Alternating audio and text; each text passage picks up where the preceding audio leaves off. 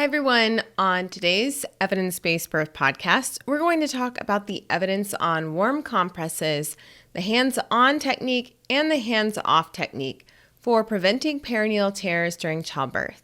Welcome to the Evidence-Based Birth Podcast. My name is Rebecca Decker, and I'm a nurse with my PhD and the founder of Evidence-Based Birth. Join me each week as we work together to get evidence-based information into the hands of families and professionals around the world.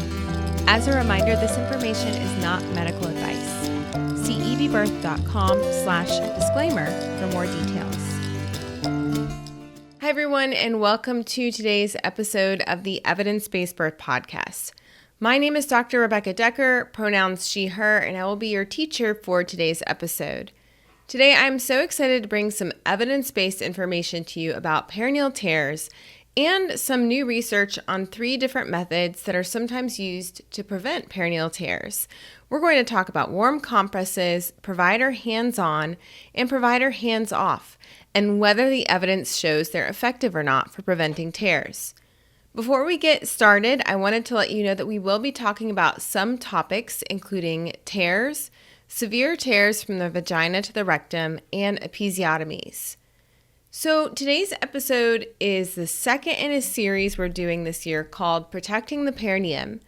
In the first episode, which was episode 206, I talked with you about what are perineal tears, how often do they happen, what are the health consequences of tearing during childbirth, and why it's so important to avoid an episiotomy.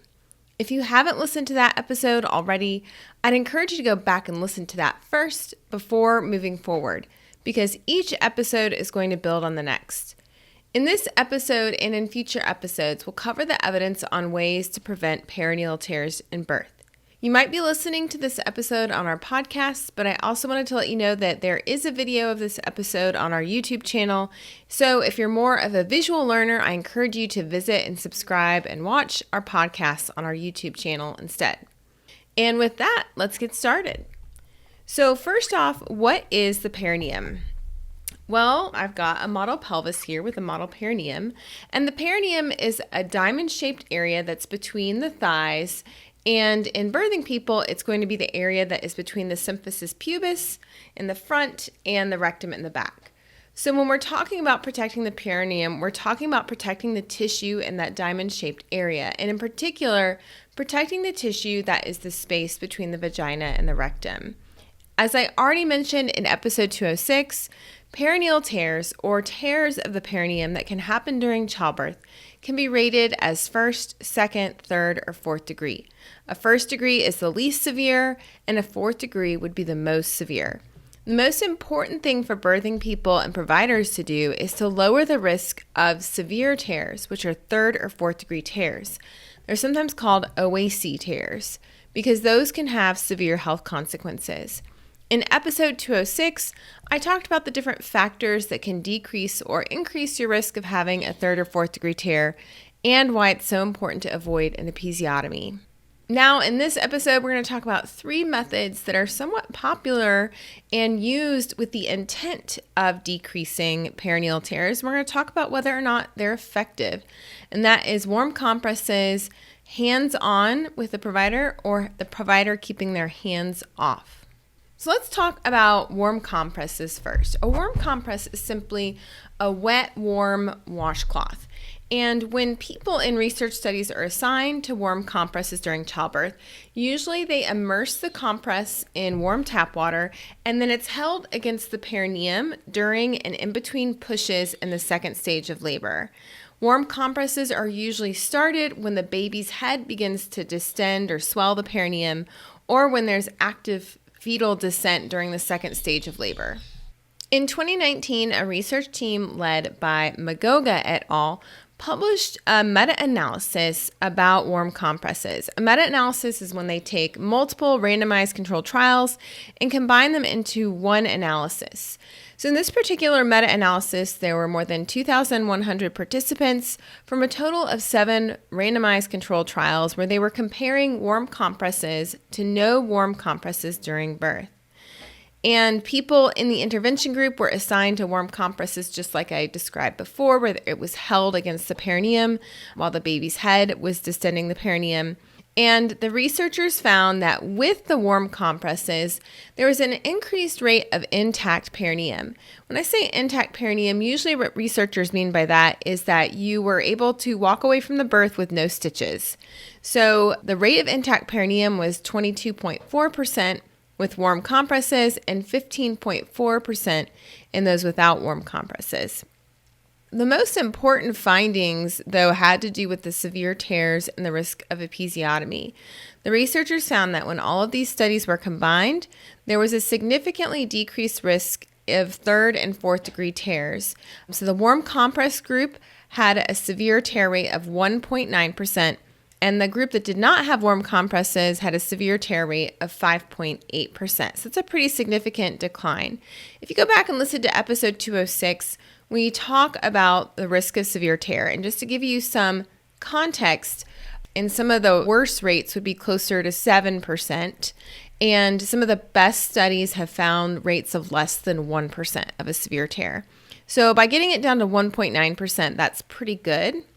And then the risk of episiotomy, which is an incision using scissors of the perineum, that also went down from 17.1% in the no compress group to 10.4% in the group that had the warm compress.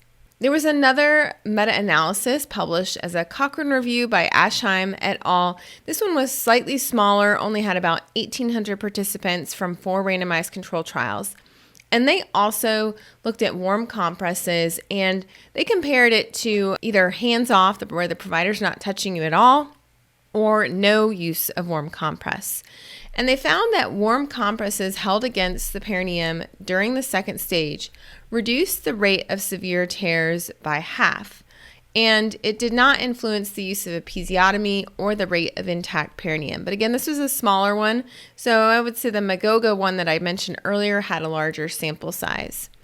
Other researchers who published info before Ashheim and before Magoga have noted that warm compresses in the second stage not only reduce severe tears, but can also have other benefits. So one study that was published by Dahlin et al. In 2007 was looking at maternal comfort related to using warm, wet washcloths in the second stage of labor. So this was a randomized controlled trial where people who were giving birth in Australia, so they were giving birth for the first time, they hadn't had babies before, they were randomly assigned to either having a warm compress in the second stage or what they called, quote, standard care. Standard care was anything that did not include warm compresses. Their protocol was to fill a sterile metal jug with boiled tap water that ranged between 45 and 59 degrees Celsius. And they used that to soak a sterile perineal pad, which they then wrung out of water before placing it gently on the perineum during contractions. The temperature range of the perineal pad over about a 15-minute period ranged from 38 to 44 degrees Celsius, which is about 100.4 degrees Fahrenheit to about 111 degrees Fahrenheit. The healthcare workers would re-soak the pad as needed to maintain warmth in between contractions, and they would replace the water in the jug every 15 minutes. So they were, paying really close attention to the temperature of the water that was used in the warm compress. This study had about 360 people in the warm compress group and 357 people in the standard care group. When the researchers looked at the data, they found that warm compresses lowered the risk of third and fourth degree tear from 8.7% in the standard care group, which is pretty high and not very good, to 4.2% in the warm compress group.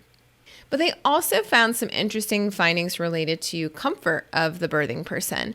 They found that people who had warm compresses used during labor were less likely to have urinary incontinence after the birth, 9.7% in the warm compress group versus 22.4% in the group that did not have warm compresses. And the warm compress group had less pain during birth and postpartum. So they found that it helped decrease pain during the birth, decrease pain postpartum, and help prevent some urinary incontinence.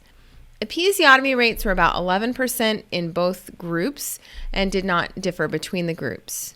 So what does this evidence mean for birth workers, healthcare workers, and birthing people? Well, the research we have on warm compresses seems to be encouraging.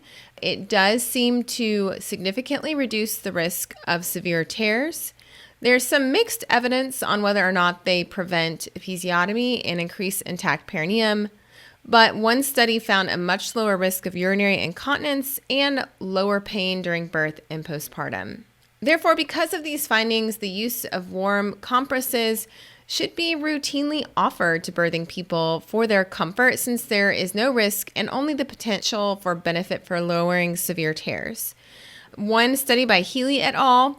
Said that there is, quote, high quality evidence suggests that compresses immersed in warm tap water increase the incidence of intact perineum. This low cost, highly effective intervention could easily be implemented in all birth settings, end quote. In the United States, ACOG, the American Congress of Obstetricians and Gynecologists, recommends, quote, because application of warm perineal compresses during pushing reduces the incidence of 3rd and 4th degree lacerations, OBGYNs and other obstetric care providers can apply warm compresses to the perineum during pushing to reduce the risk of perineal trauma, end quote. And they state that the evidence for warm compresses during birth is level A evidence based on good and consistent scientific evidence. Warm compresses are also recommended by many other international obstetric guidelines where they cite a high quality of evidence, including in England, Austria, Spain, Australia, Canada, Denmark, and Saudi Arabia. So warm compresses seem to be beneficial, although if you stay tuned, we will talk in a few months about time-tested midwifery practices with preventing severe tears, and you'll find that there are some providers who don't need warm compresses in order to have great outcomes with their clients.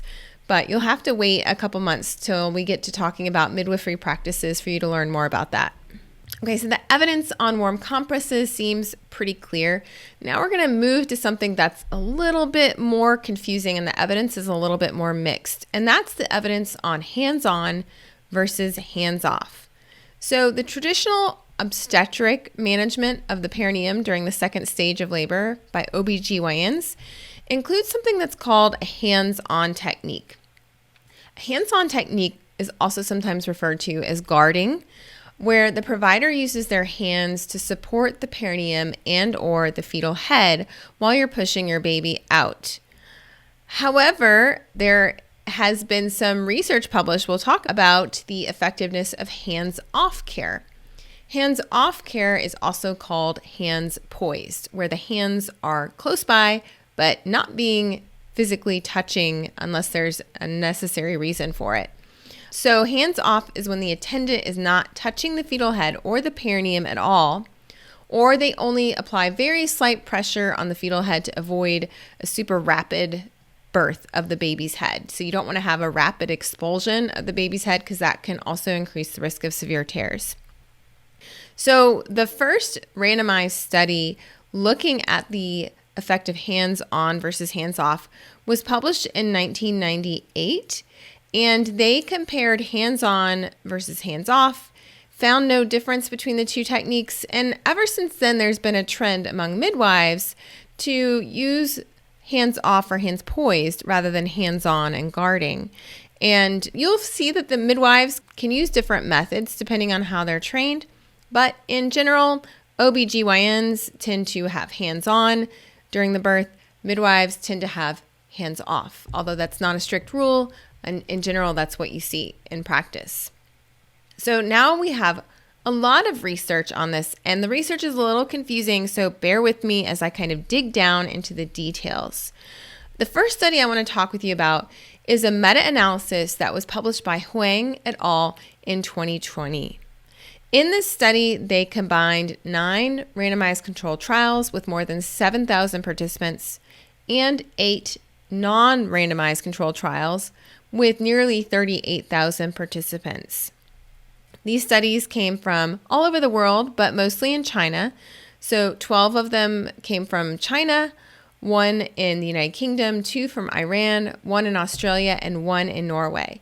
Most of the studies were published in the 2010s, between 2013 and 2018, and these authors were able to include studies that were published both in English and in Chinese. When they combined all the results from the randomized trials, they found that there was no difference in the rate of second, third, or fourth degree tears between hands-on and hands-off.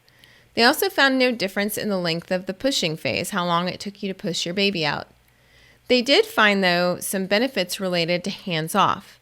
They found that hands-off care was linked to fewer episiotomies, which we mentioned last time we talked about this. Avoiding episiotomies is very important.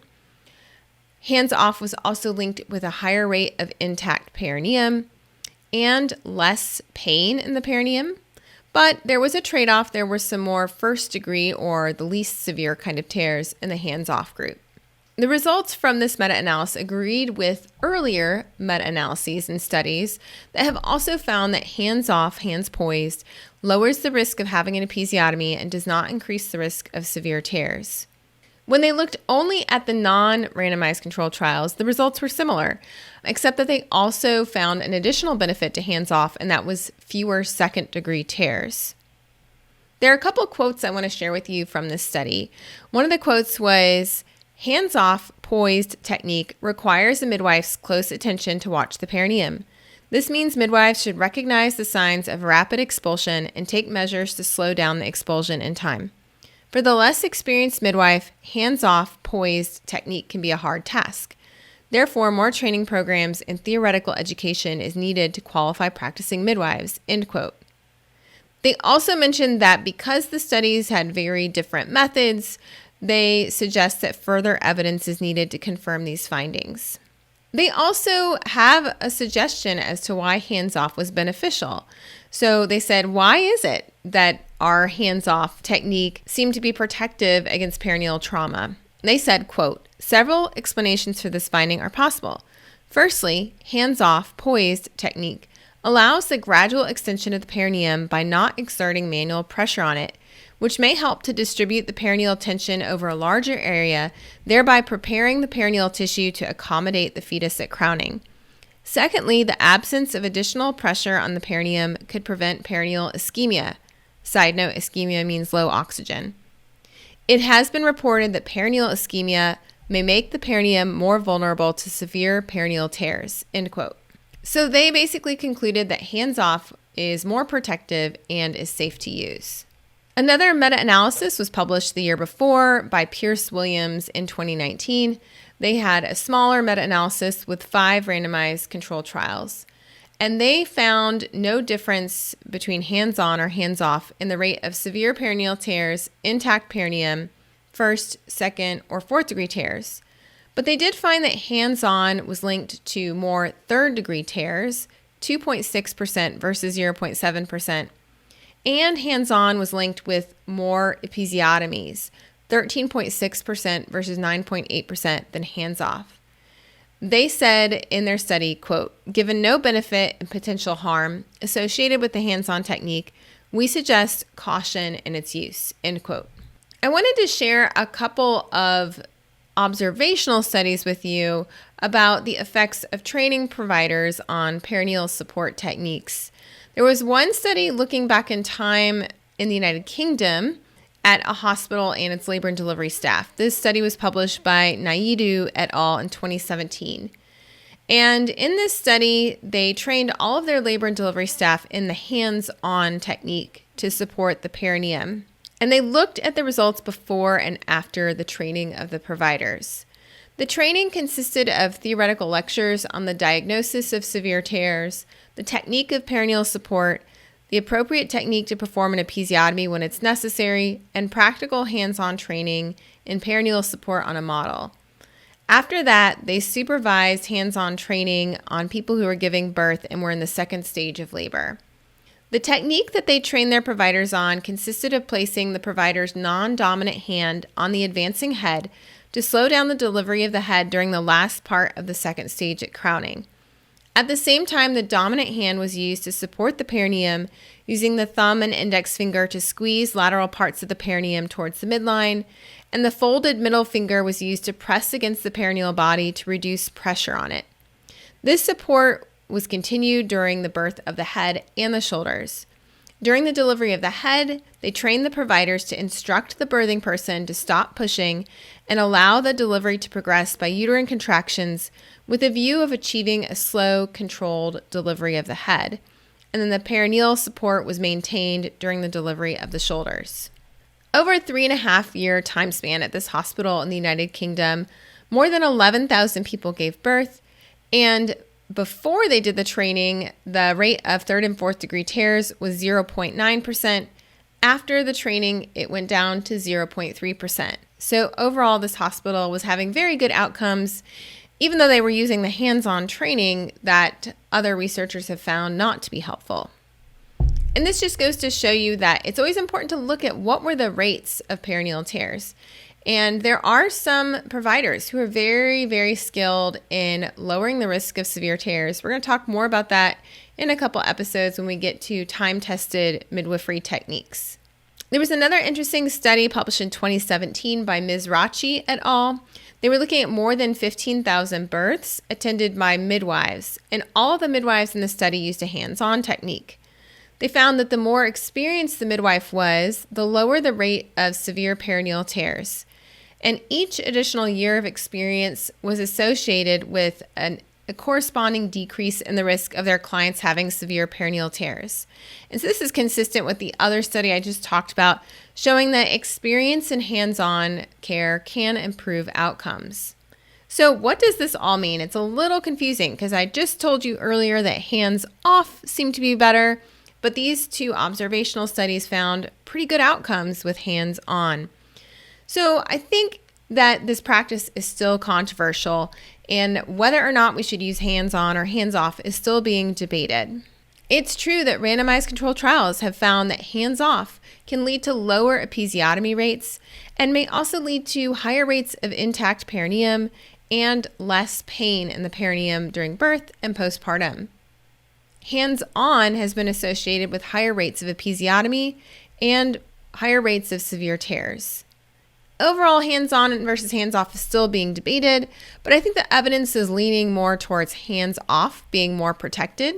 And it seems like hands-on should only be used by experienced providers in a low episiotomy setting where they are also getting other training in how to lower the risk of severe tears. As a side note, we talk about this in our signature article on water birth, but the hands-off delivery method is frequently recommended in clinical practice guidelines for water birth. So if you're going to plan on having a water birth, you're most likely going to have the hands-off kind of care. So in this episode, I summarized the research evidence on warm compresses and the debate over hands-on versus hands-off. Next time we come back to this topic in March, when we continue this series, we'll cover the research on perineal massage, which is not just the provider holding their hands on the perineum, but the provider also doing a massage during the birth of the baby. Also, there is massage during the prenatal period, and we're going to find out whether that's effective or not in March. After that, in April, we'll move on to those time-tested methods from midwives who've been passing down their ways of preventing tears for countless generations. I hope you found today's information helpful. I know that the concept or the thought of tearing during childbirth can be really scary for birthing and pregnant families, but I think it's important to educate ourselves about this topic instead of closing our eyes and just not thinking about it. Knowing that there are ways to lower the risk of severe tears can be very empowering for both families and healthcare workers and birth workers.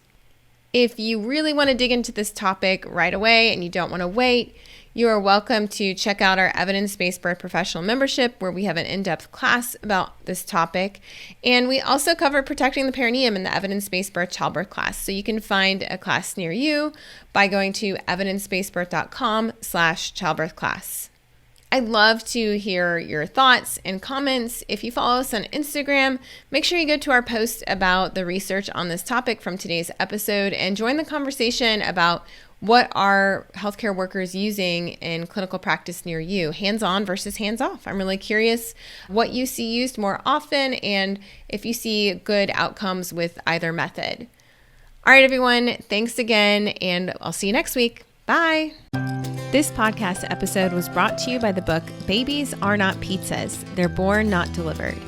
Babies Are Not Pizzas is a memoir that tells the story of how I navigated a broken healthcare system and uncovered how I could still receive evidence-based care. In this book, you'll learn about the history of childbirth and midwifery, the evidence on a variety of birth topics, and how we can prevent preventable trauma in childbirth. Babies Are Not Pizzas is available on Amazon as a Kindle, paperback, hardcover, and Audible book. Get your copy today and make sure to email me after you read it to let me know your thoughts.